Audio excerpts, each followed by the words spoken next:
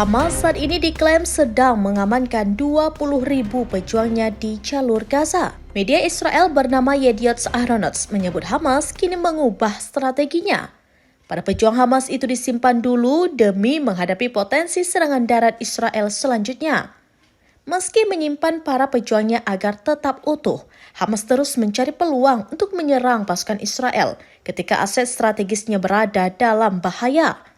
Seperti pada Sabtu kemarin, 19 April 2025, Hamas menyerang patroli pasukan Israel di perbatasan Gaza. 1 tentara IDF tewas dan 3 lainnya terluka. Menurut penyelidikan IDF, para pejuang Hamas yang terlibat serangan itu muncul dari pintu terowongan yang tidak terdeteksi. Hamas menembakkan sebuah RPG ke satu kendaraan yang membawa satuan pengintaian. Lalu ada bom yang menghantam tim penyelamat yang tiba di tempat kejadian. Alhasil, 1 tentara Israel dinyatakan tewas di tempat.